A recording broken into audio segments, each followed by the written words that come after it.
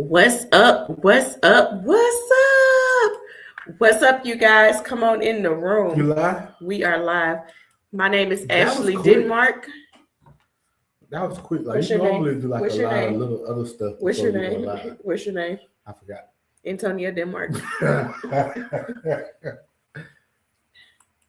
We are your real estate investors. We are your real estate coaches. And we are here to get you off the sidelines and into the game. Hello. So we're talking about What you talking Antonio You ain't talking about is nothing. sidetracked. What you talking Oh about? my You ain't talking about goodness. nothing? Is your phone off? Nope. It's the ringer. It's the ringer off. Nope. Y'all come on in the room. I am excited to have Nope. you. Nope. Make sure mine is off while I'm fussing at him. There we go. We are excited to have you.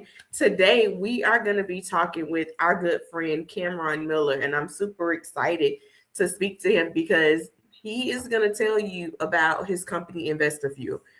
But investor fee, investor fee. You can't be making up shit. You can't be cursing on the live. Oh my goodness. I'm sorry. Investor fee. And it's a new model, you guys. And I'm super excited to hear about it. He owns brokerages in 3 states. He buys, he flips, and he's really just a cool person to be around. All right. Out of all that stuff, out of all that good stuff that Ashley say about him, overall, he's a genuinely good person. And he's a go-giver. Absolutely. Y'all know that the people I had it on silent. I don't know how that got loud like that. You're gonna finish your thought. And we know that. And we know that he's a go-giver. Mm-hmm. So this ideally is probably going to be something new to 90% of the people. All right. Absolutely. So if you have questions, please ask to drop get your questions. clear understanding. Absolutely. All right. All right. Without further ado. Hey, Cameron. Hey, what's going on, guys? How are you?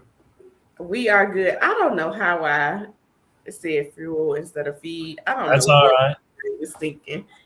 Have people done that before? Like, nope, just Ashley. I mean, I think investor fuel is a thing, so that's fair enough. Yeah.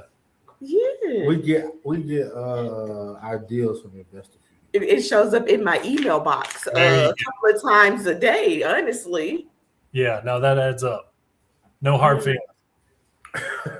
Well, we're excited to have you. We're excited to have you. You guys drop in the chat. Let me know who's live with us today. Let me know who's live with us today. Drop it in the chat. Where you live at? We are live in REI Decoded, Uh-huh. YouTube. Uh-huh. Hey, Tamika, and the Denmark page. So we are live on those channels. Now, I don't think I can see the chat right, so you guys will have to let me me know. You can't see. That's the one bad thing. I don't know. At one point in time, we was able to see the chat, but for now, that's okay. That's less reading for me, more for you. So that's all right. Hey, Marcus. Absolutely. All right, y'all come on in the room. I want you guys to share this. Hey, Devontae. I want you guys to share this with people that you think can benefit from it. All right. Yes, Charlene, make sure you stay and watch all of this. All right. Absolutely. I think this will really change the game for you guys. Devontae, you too. Absolutely. This is gonna change the game for you guys. All right. Let's go. Let's go. Let's go. all right.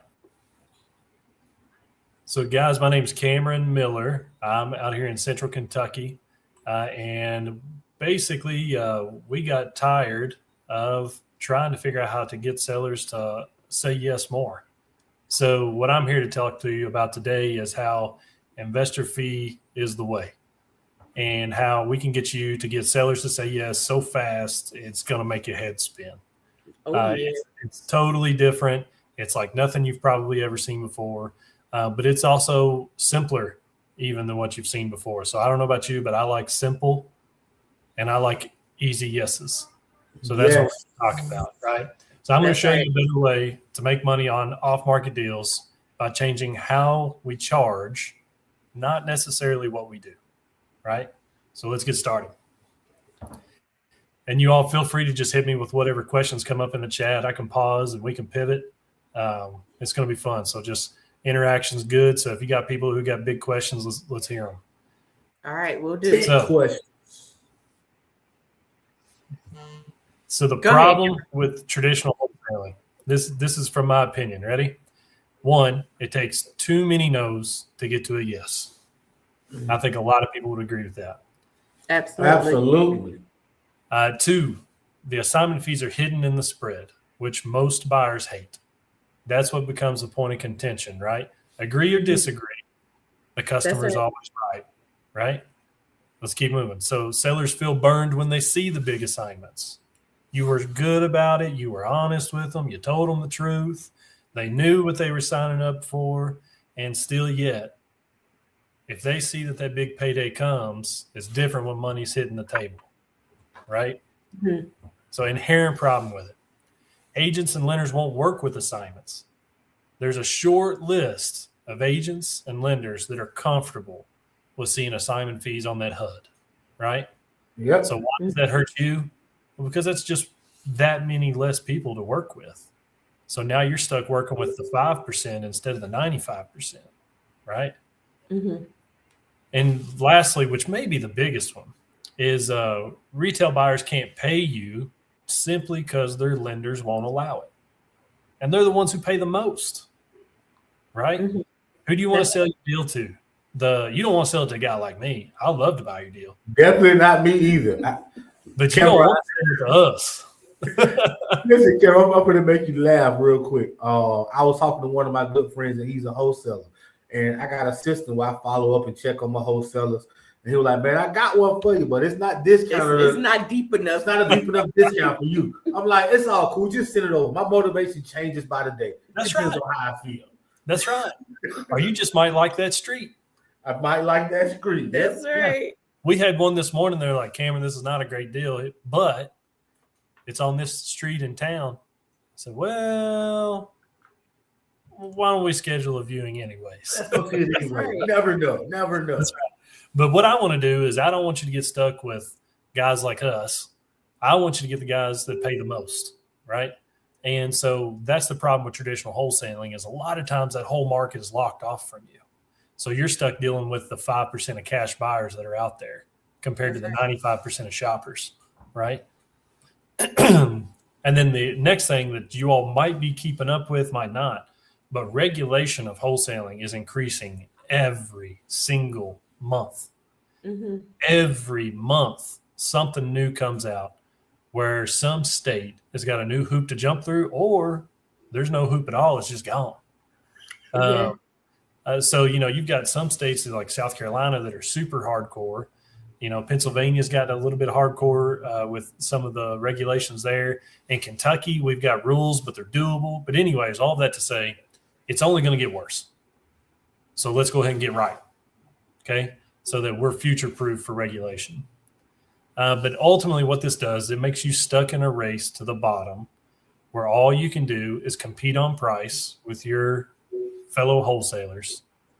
And what that ultimately does is it makes you send deals to your buyers that really aren't that deal because it's so oversaturated.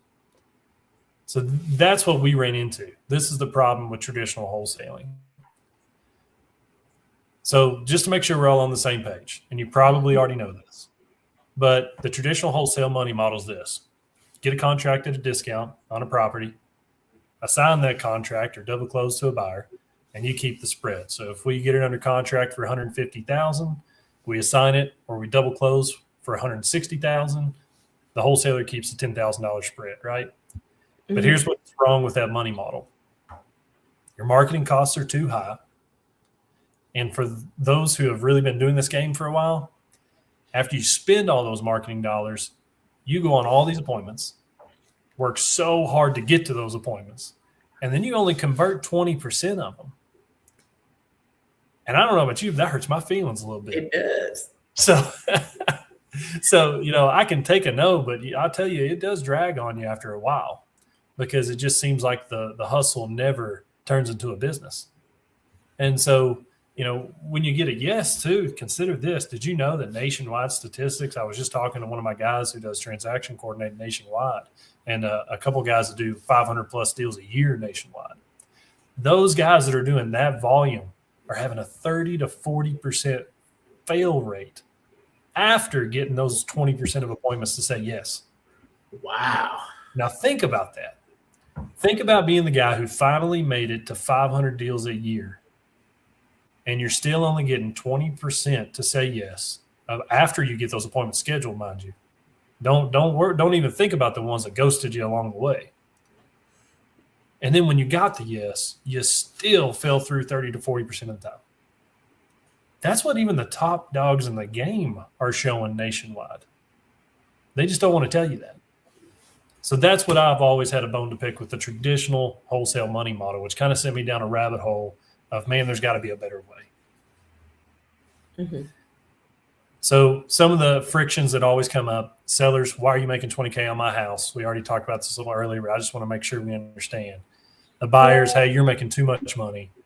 And agents and lenders, we don't like the assignments, right? So that's kind of the summarized version of what we talked about earlier of why wholesale gets hard even when you do win.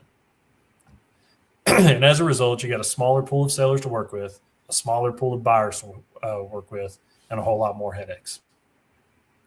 So, dun, dun, dun, dun. All right. This is what we come up with as the investor fee model. So what I like to say is let's flip the fee, right? So instead of hiding the fee in the spread, like you do with the wholesale deal, we're going to make it visible. We're going to make it known, right? Because that's the number one, that's the first rub, is that when a buyer sees a price, they assume you're making a bajillion dollars, and so they want to beat you up from the jump, just on principle alone, because in their head, you're making all this money. And the way we do that is we also make it super attractive to the seller. So for the seller, we're able to say, hey, look, no commission out of pocket. You get to keep 100% of your sales price. We're just going to charge a buyer's premium, which is what I referenced earlier as that visible pay premium paid by the buyer. Mm-hmm. It's going to pay us our fee. So that's it. Hey, Mr. Seller, I know you wanted 100,000. Most of these cash offers are coming in at 60,000. What's the best you can do? Well, maybe I could do 80, not a penny less. Well, I'll tell you what. How would you feel if I told you that we could take your 80,000 and we could show it to my private network of buyers, and we'll charge the fee to them if they say yes? What do you think? Bingo. Simple. So let's keep it simple. So that's exactly what we're going to do. We're going to give the seller, we're going to anchor them to the lowest price we can to just make sure that we've got something reasonable. Mm-hmm. And we're going to put a buyer's premium on it, which we're going to go over in just a minute. That's going to cover our fee, which is a set percentage. Same work, different model. What that's going to do is it's going to help you move from price-driven to value-driven on both parties. No more just haggling price. Get it at a reasonable price, but show value with this model. So let's look at the math compared, right? With a roughly $200,000 house market value. So in the traditional wholesale world, you're going to get a contract at $150,000, assign it at $160,000, buyer pays $160,000, and the seller nets $150,000. You walk away with a $10K spread, right? Simple. So here's the investor fee model. The seller signs that contract at $150,000. We advertise that a buyer's premium is applied to the sale. In this example, you see a 10%. The buyer offers $155,000 plus having to pay the buyer's premium. So the seller actually gets the $155,000. So actually they get more than what they originally anticipated. And the buyer pays that 10% premium as part of the transaction, just like a regular fee, which means the total from the buyer is $170,500, right? Versus the $160,000. Why am I able to sell it to more? Well, because instead of working in the assignment world fee, the assignment fee world, we're working more in the traditional world. Because this opens up a whole new form of lending where you can go sell to an FHA buyer. You can go sell to a traditional homeowner. You can sell to a cash guy still. The main reason that you're only selling that house for $160,000 instead of the $170,000, $500,000 that I probably did is because you're selling to the wrong people. unfortunately, you're still selling to us. That's right. I'll take it. All day. It's going to make you more. So simple math. The buyer's premium is equal to what you're going to take as a fee. And I'm going to kind of show you how that looks on a real breakdown. Okay. Any questions that you think that we want to pop in before I move forward? All right. I know my Brian is saying, does that buyer's premium change, or is that like a standard fee no matter if it's a $100,000 house or a $500,000 house? That's a great question. I got you in a couple slides. Okay. All right. My mind's working. Is Yeah, keep them coming. Turning. Keep them coming. So let's just to make sure we're all on the same page here. The seller offer is, hey, you pay no commission out of pocket. You're going to keep 100% of your sales price, and we're going to work together, right? Mm-hmm. So no more, hey, Mr. Big Shot investor coming into town, giving you this cash offer when really you're assigning it. And even if you are being super transparent, you still hold that power as an image, right? Because whether you intended to or not, the seller puts you in that box. So now it's a you versus seller.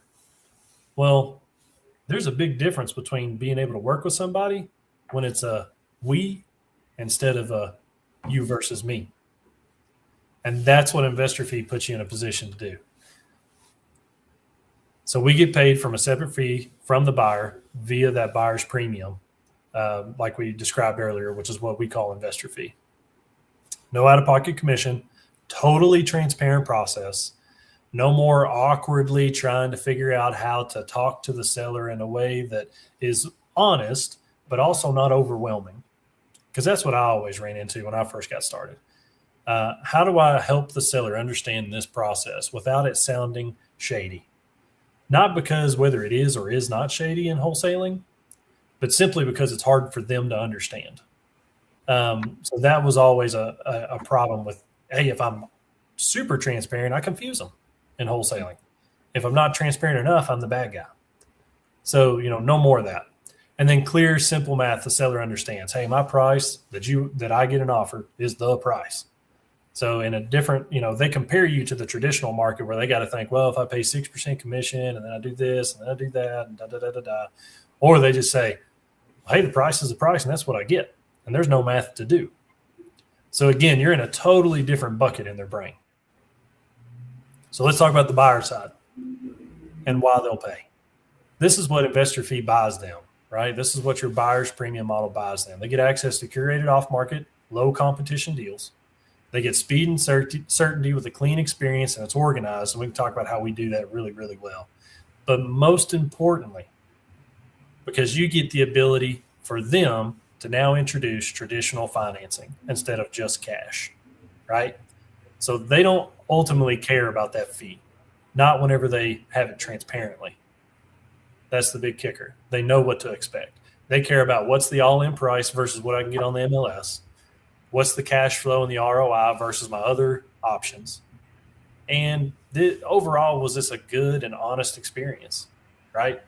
Like, was this something that I would tell my mom she should do, right? Mm-hmm. I use that litmus test a lot. Would I move my mom into that house? Maybe not. Maybe not. Yeah. So maybe I shouldn't do it. Would I tell my mom to do this? Would I tell mom to use investor fee if she was a seller? I would. And I do, actually. Every property I buy, I run through this process myself, even as an investor that does this. All right, so now let's get to your point. How do we price the premium? So here's what we found so far after 3 years of doing this. The sweet spot is about 5 to 10% of the purchase price. And if you do the math, a lot of the times assignment fees range at about 7% anyways, at scale. You'll get big licks and you'll get teeny ones, but the average at scale is about 7%. So you're able to still capture that. And what we do, as you can see on that first line there, is we implement a sliding scale based on the price, just like you were kind of thinking. And what we also account for paying a buyer's agent out of this fee, and we do not negotiate the fee. We negotiate the offer, right? So no matter what, the fee is the fee. That doesn't change. Now, if we're getting down to pennies and we're going to break a deal, I'm going to give some credit out of the fee or something like that. But ultimately, the whole premise is we don't negotiate fee, we negotiate the offer. So let's just hover over this right here to give you an example. Hopefully, y'all can see that. Yeah. Okay. So this is what we actually use in house. We got two forms of it. We got one that averages a minimum of 7,500 per, and one that averages a minimum of 10 per. So this is the 10 per for the sales price range correlated to the premium you charge. So you can see as the price goes up, the premium goes down, and that's just so that you don't crush the buyers on the deal. Because what we do is we're playing a bit of a volume game here. And I'll explain why the volume is worth it and how we're not passing up on the home runs either. We can still capture the home runs. This is whenever you went to those appointments and you closed 20, this is going to help you catch the other 80%. So what if you could go on those appointments and not walk away with a contract 1 out of every 5 if you're lucky? What if you could walk out at 3 of every 5? You might feel pretty good. You feel real Definitely. good. That's right. And it's going to make a whole lot, that money's spent. You went on those 5 appointments, ain't nobody going to give you that money back. So let's capture it. You know what I'm saying? Yeah.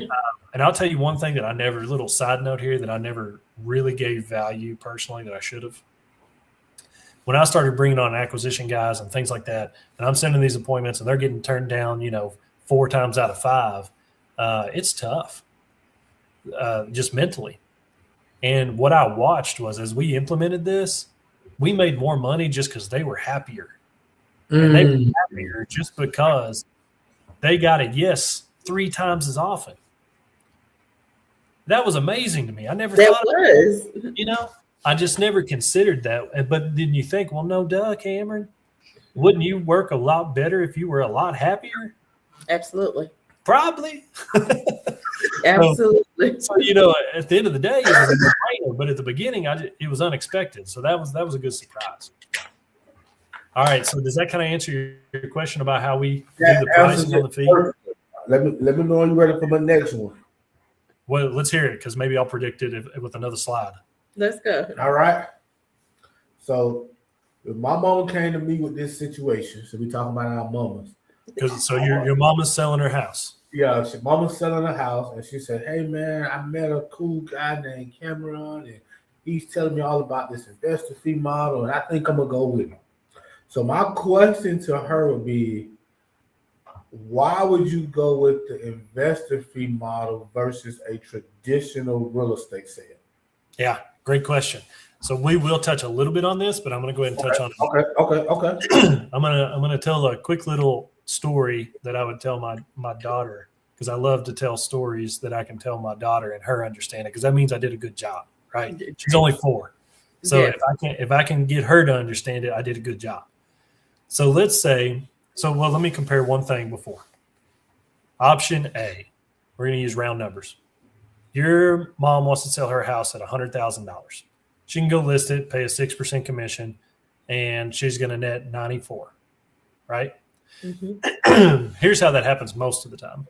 An agent comes in, they say, well, let's raise your price from 100,000 to 112, and that's going to, or 106, I'm sorry, and that's going to cover the $6,000 that I'm going to cost you. That's how most of the time this plays out, right? Mm-hmm. Now introduce investor fee model. Hey, mama, what would you do if you walked up on the street today and there was 2 lemonade stands? One lemonade stand said $4 and the other lemonade stand said $5. Which one do you think gets walked up to the most first? $4. Probably the $4 one. So here's what we get to do with investor fee. We get to price it at the 100 you want instead of the 106, which means more people are going to walk up to yours first. Oh, you get more eyes. Okay. I like. Got you. So if more people walk up first, what happens? Now we just got to make sure that we let them know that everybody's walking up. We let them see the line. We let everybody see them drink the lemonade and go, ah. And then we start pushing, right? Now, little do they know that, the $4 one, had a 10% tax, but they still walked up first, and we can play ball. Mm-hmm. Because you got their attention. That's right. That's right. Okay. So that's why I would tell mama to consider the investor fee model, is because really when you win big in real estate, it's because more people looked at the same time. Ooh, that part right there. I like that. I like that. I like right that. there. That's right. So that's my pitch for mama. Mama sold on that one. All right, let's keep moving. So that's why, to me, this is a no-brainer comparison, right? Because we just compared it to the traditional to the traditional offer, which is considered the gold standard, and still made a case that, hey, investor fee might be better. So now let's compare it to be frank, a really bad product, which is please sell your house for really cheap right now, right? That's not going to hit with a lot of people. So we compare this no-brainer product as investor fee to every other wholesaler that you're competing against. Mm-hmm. How many sellers are going to put you in a better bucket? Mm-hmm. A whole lot. Mm-hmm. Versus if you go out there just trying to be another wholesaler, you're just going to have to fight, right? Yeah. You're just going to have to be better than the other guy. You're going to have to be faster than the other guy. You're going to have to be maybe higher priced than the other guy. But investor fee is a company of one, right? You don't have the competitors, not yet at least. So I would advise getting on the bandwagon quick. But as of right now, there's just it's a no-brainer, which is what sellers started to tell me. You know, I kept pitching this until they said that. So I would myself pitch this over and over and over and over again until I got it right for the first year. And eventually I would say, you know, just tell me why you wouldn't work with me, because honestly, I just want to make this better. Mm-hmm. And eventually, as I took their feedback and I made these little changes here and there, they said, well, it seems like a no-brainer. It's just maybe too good to be true. Then I knew I had it, right? Yes, that was the light bulb for me. I said, oh, so now you just need to trust me. Mm-hmm. That's all. I can work with that. So that's how we kind of got that no-brainer effect, right? You will be amazed at how if you master this pitch, it just comes down to, well, yeah, of course I would try that, right? Mm-hmm. So now really the only people we lose to are sellers who weren't serious. They just weren't ready. Like I said, you're not comparable on price. You're just in a different category with a completely different offer. That's the real thing here. So here's what the flow looks like. Signed seller at a clear price, so the $80,000 that we talked about earlier, or the $100,000 for mama. And we explained to them that they're going to have $0 out of pocket commission because we're going to charge it to the buyer, right? Market to your buyers with full transparency on that buyer's premium. And so all that looks like is at the top of your description when you're advertising, you're saying 10% buyer's premium attached to this transaction. That's it. It's just one extra line of marketing. You'll negotiate the deal terms for the two parties because it's a we, not a you versus me anymore, right? Mm-hmm. It's a we, so we're trying to help mama get more. I'm going to stick to the mama thing. It just rolls good off the tongue. But and the buyer signs at the price plus the premium. So if they agreed at 100, our buyer's premium was 10%. The new price is 110,000. But they can go get a loan on the full amount because of the way the documentation works. And then at closing, mama gets her price, you get the premium, and that's it. Super simple. And that's why. Got it. That's any really questions? No, but I think that is so crazy how there's so many ways that you can make money in real estate. There's so many ways that you can do it that you don't have to be in a box. Like, I love it. This is amazing. That's right. Yep. There's so many ways to make money in this business, which is what makes it so fun. All right. What do you think? All right. So let me just touch on this real quick because I don't want to take all your else time. Okay. So why the scale's better is pretty simple. The seller side, it's easier to win deals because of that 0% headline, right? Simpler marketing, simpler pitches, simpler process. And if you've never heard this term, higher lifetime value per seller. And I'm going to tell you why. One thing that always has stunk to me, and it's something I'm still trying to get better at, is our company would go out and do all these deals with sellers, and we'd probably very, very rarely get a referral from them or have them come back to do it again. And the reason is because the wholesale product is not something that they want to go tell people about, right? They were in a tough spot. They got bailed out of a tough spot, and they're probably not going to go refer to just these people who are in normal positions or not in a super distressed state, right? Mm-hmm. So guess what happens with ours now? Mom tells cousin because it just works and it's simple. And then mom comes back and sells in 3 more years or 5 more years. Because now we became such a simple process that they recommend you, which means now you can actually build a book of repeat business, which is why realtors are out there becoming $1 million gross commission realtors, is because people are coming back to them for their whole life, right? Mm-hmm. So I don't know about you, but hustle's great. But owning a business that has repeat customers is even better. That's right. That's right. It's even that was better. It right there. Our mastermind that we're having Friday is about that right there. Mm-hmm. Yeah. It's about having a business, not just a high-paying job. That's right. It's crazy you touched on that. Yeah. Yeah. So many people get stuck in the hustle, and I got no stones to throw at it. I was stuck in the hustle too. For a long time. That's right. That's right. Yeah. There's a time for it, right? There's a time for the hustle. Sometimes you got to earn your keep for a little bit. Yep. But at some point, if you want to stay in there, you're going to have to turn it into a business. But so you're going to get higher lifetime value because people are going to refer you and people are going to come back. And you're going to have higher conversion rates because your offer is just simply better than the standard wholesale offer. And you're going to get a lower cost per customer, which is ultimately going to let you scale better by spending smarter, right? So if it costs you less to acquire customers, guess what you can do? Acquire more customers with the same amount of money you were spending before. That's efficiency. And on the buyer side, you get a reputable deal source, so they're coming back to you, right? And guess who else is now playing ball with you? Agents. We have one agent that's done like 20 deals with us in 2 years. Wow. And it was simply because this was a model she could understand and explain to her buyers. Like it was just that she had a simple narrative because she couldn't get on the assignment, the wholesale bandwagon, because most brokers told her not to, right? Because that's just kind of the way it is.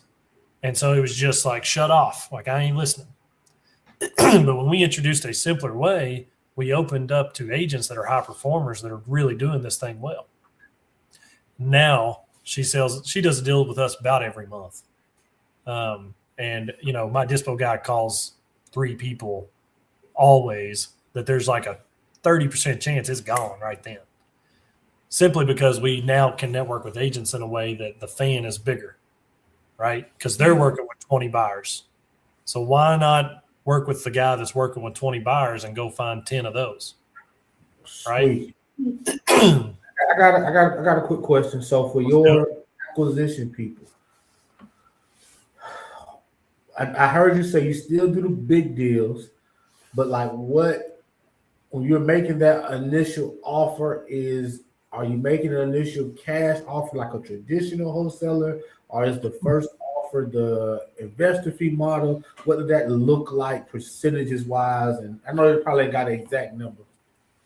Now, excuse me. I would say that we still probably, that 20% number that we said earlier, I would say 20% of those are still taking that cash offer. Taking that cash offer. That's right. So we're pitching this as if it's our program. Hey, this is what we do. We're going to help you sell your house. Let's see if it's a good fit for either a cash offer or our investor fee model, right? So, hey, here's what a cash offer looks like. What do you think? Because usually those big home run deals aren't that, they're not very evasive. It's somebody who needs to move. They're telling you their price. Motivation. That's right. The big deals typically have high motivation, and it ain't no secret. So, you still present that cash offer because there's an opportunity as an investor for you to make a good deal. So that's the 20% that we would normally convert anyways, right? So you keep doing that. But then it's the other 80% that we're working on with investor fee. And we're just not losing. Got it. That's right. Okay. So the big thing to just kind of put a cap on this is the buyer side, you're unlocking, working with more agents, and you're able to get to these lender-friendly buyers, which is huge. Absolutely huge. All right, so let's talk about a little bit of the risks, right? One, you got to be transparent about the premium, always. You can't kind of like hidden fee style this. One, you need to stay within a premium where the buyer says yes, which is why we kind of create that pricing schedule. Hey, at this price, we do this, because we're not trying to beat nobody over the head with it. We're trying to make money, we're trying to make an engine here, not just get lucky, right? Okay. Of course, at the end there, we want to get competent legal and brokerage advice for your state because those regulations are different per state. So those are the top three musts. Don't hide the fee. Don't try to hide a bunch of junk fees on top of a premium to try and just like double dip. Let's keep it clean, keep it simple. All right, so here's the elephant in the room, right? Do I need a real estate license? No, but someone does. And that's becoming the story for wholesaling across the entire U.S. anyways. So let's just go ahead and get ahead of it, and not just to get ahead of it, but have a plan that thrives through it, right? So you don't have. So I own a brokerage in 3 states. How many states do you guys think I own a brokerage license in? I would think all 3. 3 states. 0. Cameron Miller does not own a license in any of the 3 states that he owns a brokerage in. Now, it gives you a sneak peek to, I think, what I was supposed to keep as a surprise on the slides later. But my point being is, it don't have to be you. It don't have to be you. So here's how it works. There's 3 ways to execute, right? Option one, keep it simple. Get a license. Costs you like $400 to go through the courses. I think the fastest I know that somebody went through the courses was 2 weeks. And then you take a couple exams. Like, you could be licensed in the next 90 days that you're probably watching YouTube anyways. So let's just go ahead and get her done. Right? Okay. And then you can collect the buyer's premium directly, and it's simple. So clean, easy. 2, this is the more crafty way to do it. And I don't necessarily suggest this, but I always like to point out that it is possible. If a lot of you wholesalers have ever used an option contract, you can use that here too. Because here's the important thing to remember. The buyer's premium is actually considered a fee, not a commission. So a homeowner that is a for sale by owner could charge a buyer's premium right now on Zillow, and it is not a commission that they're paying themselves. It is a fee attached to the structure of the deal. So here's what that looks like. You go get an option contract at a certain price with the homeowner. You hire an agent to market your contract for sale, and your agreement between you and the agent states that a buyer's premium will be charged as the marketing of this contract. So now you have a built-in profit center with that buyer's premium into a traditional assignment of contract play. So let me back up and say that again. You get a contract like normal, an option contract preferably, to purchase the property. You hire an agent. There's a piece of paperwork between you and the agent that says, hey, Mr. Agent, when you advertise my house for sale, my contract for sale, charge a buyer's premium as part of the structure and make that equal to, let's just say 10%. So then here's how that plays out. You took mama's house, if you wanted to take this unique approach, for $100,000. You took it to the market, did the appropriate paperwork with the agent, and you're going to do a 10% buyer's premium. You sold it for $100, and the $110 is what the buyer paid because it's $100 plus the 10% buyer's premium. Now, here's how that paper trail falls. Buyer brings $110 to the table. Mm-hmm. You're going to double close on this like you would like a normal wholesale deal. The closing between you and the buyer, you get to net that buyer's premium because it got added to the price. 110 minus 100,000 owed to the first contract with the seller. And then you're going to close the 100,000 with the seller. So personally, I don't suggest this model because I think the whole point is that it complicates a narrative that needs to be simplified. Absolutely. I personally don't suggest this, but for all you stubborn people out there that don't want to get a real estate license, it can be done. Or don't want to do the third way, which is my favorite and by far the best, is be a pro and own the brokerage, not the license. So here's how that works. I'm going to tell you exactly how mine works in Kentucky. I talk to a sponsoring broker, so someone who has a brokerage license, and I have my LLC open. I say, hey, Mr. Broker, I would like to pay you X dollars a month to sponsor my brokerage, and it's usually way cheaper than you think. They will sponsor your brokerage LLC, or they will sponsor your LLC with your state, which checks the compliance box, and now magically makes you in the state a brokerage. It sounds too simple. It's very simple. Yeah. And so now magically you own a brokerage. Congratulations. So your acquisition guy that you hire, you get them licensed, or you just work with an agent to check the box. Now you execute this the way we described it earlier, right? And then whenever the commission gets paid, it gets paid to the brokerage first, which is how every commission in real estate gets paid. And then brokerage pays out whoever is owed that commission. Well, if no one is owed that commission other than your acquisitions guy's bonus, then it stays in the company. And guess who can do owner draws from the company? Yep. The owner. That's right. And so that's exactly what we do. Eventually you get to the point where I am, where you actually just benefit from salarying yourself, and you just are a CEO for the company who's salaried, and the commissions are just banking into the company itself, and you're managing that money. That's your stewardship. But at the end of the day, you're able to own the brokerage, not the license, get the company paid that you own 100% of, and you're 100% compliant. Let's go. That was deep, Cameron. That was deep. Let's go. That was a world that I was not prepared for. But it was a different way of looking at stuff. Mm-hmm. It reminds me of the book Who Not How. There you go. Like that was like Who Not How on steroids. That's funny. Yeah, no, this is the way. I'm telling you, this is the way. This is how you get out of hustle and into business. If you want to be a wholesaler type operator, if you want to operate in the off-market space, I don't even like using the wholesale word anymore. If you want to operate in the off-market space, become the most trusted brokerage in your state. That's how you win. Because when you are the most trusted brokerage in your state, when everyone else is shunned in the wholesale world, right or wrong, I'm not throwing stones, I'm just stating facts. When you're the most trusted, nobody throws the stone. So at the end of the day, that's what we're going for. You know, our mission statement for Kentucky, our Kentucky brokerage, is to become the most trusted brokerage in the state.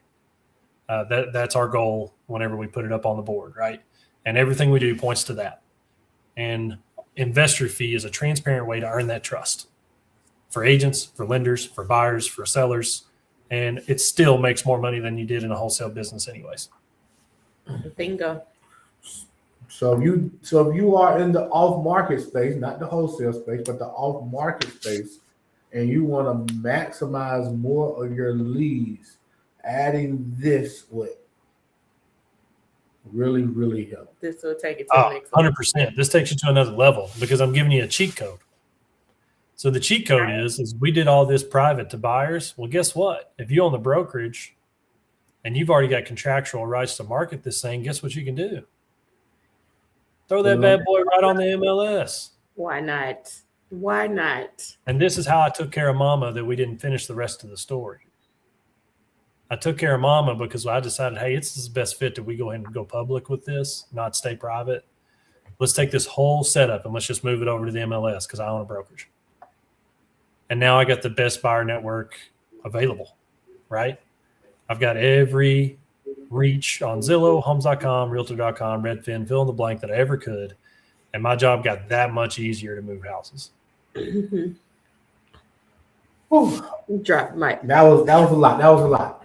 If somebody wanted to get in contact with you to go a little more in depth with it, what's the best way to get in contact with you, Cameron? Yeah. So let me skip a couple steps here, and we'll get to that. I So bet this I is the want implementation. to mess up. I get excited. I'm sorry. No, you're good. No, I'm glad because actually I'm looking at time, and I don't want to stretch time too much either because I want to be able to take questions. So I need to accelerate. I get a little excited about this, so I apologize. Me too. The implementation roadmap, it's simple. You set your buyer's premium strategy. You rewrite your seller offer to be more like what we're pitching. Educate your buyers on this new way of operating, and they're going to love it. After they understand it, they're going to love it because it's clear and transparent. Then you just take your existing business and you plug this into it, or do it the right way from day one. And then you're going to start converting twice as many sellers without the wholesale headaches. That's why you do this. So, quick case study. This is from our Kentucky brokerage when we first started testing it. So 3 years ago, we were spending thousands and thousands of dollars per month on marketing, tons of time setting appointments, only converting 18%. So we were below the average of 20 even. 20 is actually considered like a pretty decent number. We were below. We tried creative financing, didn't work in our market. And honestly, I didn't love a lot of it anyways. And after implementing investor fee, our conversion rates in 90 days doubled. So it went from 18% to 36% in 90 days, which is crazy. What they did, dropped money straight to the bottom line, not to the top line. We're not talking about the ego metrics. We're talking about the matter metrics, right? How much money actually went to the funnel and stayed at the bottom.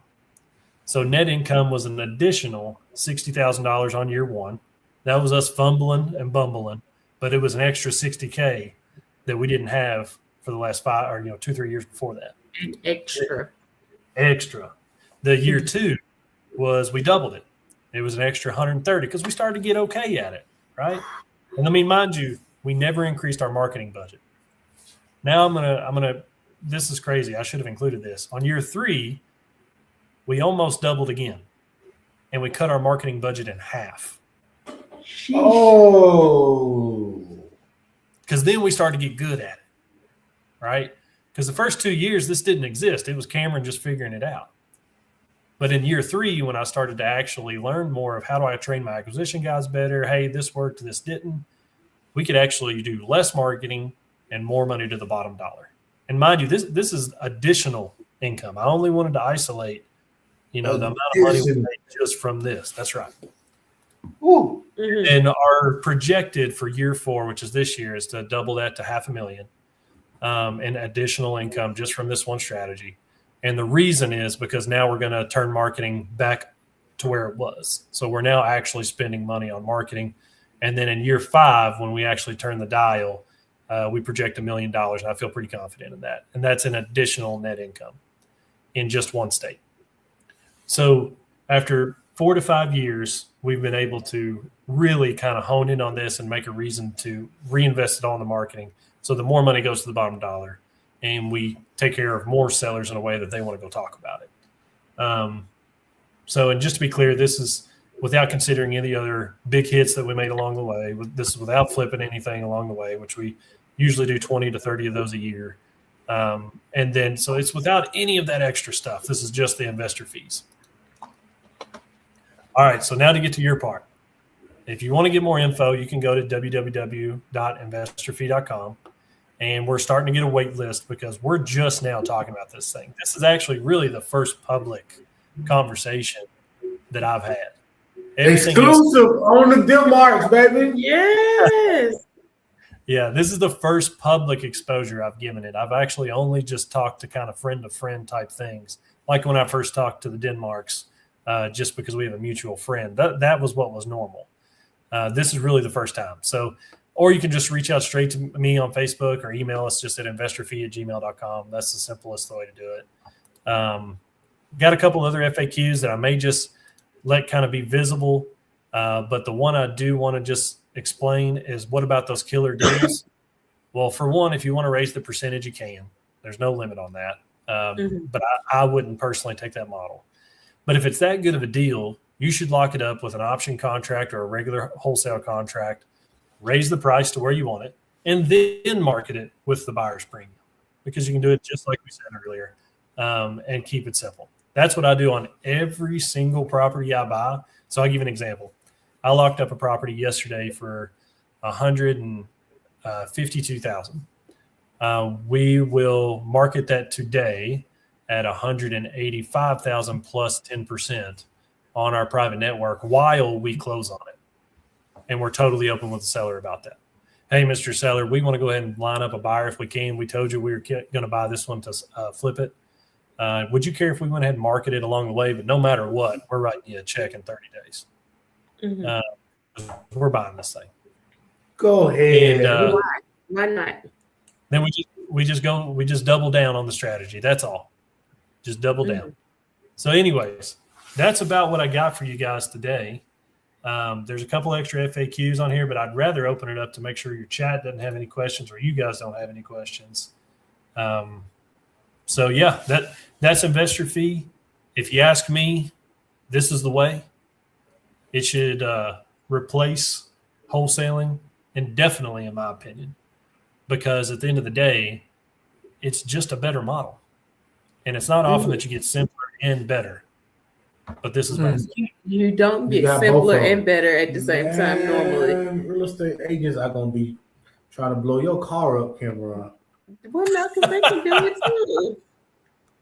The good news is if they'll listen to us, they'll actually profit from it. That changes their profit centers. So that's one thing we're doing is we're meeting with teams, because teams will be the ones that actually implement this, because they're out of the hustle mode so much. They're into the business mode and they'll see it, right? The team leader will go, oh, we've already done all this and I can add this to it and stand out from everybody locally. Pretty good, because even as a real estate agent, when you're pitching the traditional model, so, option 1, pay me 6%. Option 2, let me tell you the lemonade story, right? And then we're going to charge the buyer for all the lemonade. So, at the end of the day, that hits pretty well too, even as an agent, comparing yourself to the other agents around you. Sweet, man. I like it. I love it, man. Absolutely. Drop your questions in the chat, you guys, if you have any questions for Cameron. Cameron, I know when we were talking about the script. Tell me more about the script that you created. Yeah, so that's going to be a little giveaway I've got for you guys. So we've got actually a script memorization tool that we built for just folks that we're teaching internally about investor fee. And what that's going to do is it's actually, you know what? Let's see if it'll let me show it real quick. Well, let me switch what I screen share. I'm going to take it down so you can switch it. All right, let's see here.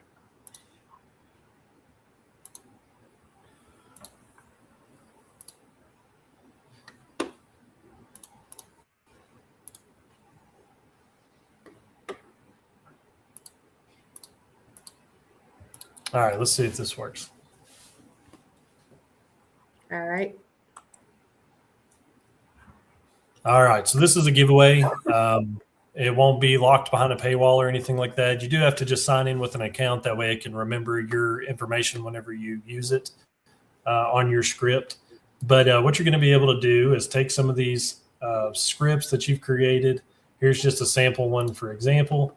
But I know you guys have a script that you give away for private money. So this will be a great use case for that. So if you're trying to raise some private money or reach out to somebody about doing that, and you want to learn this script like the back of your hand, this is how you do it. So it's a little intense. I'm not going to lie to you, but it's going to get the job done. So what you do is you would take the script and you would upload it into our trainer, follow the prompts. So just paste or upload.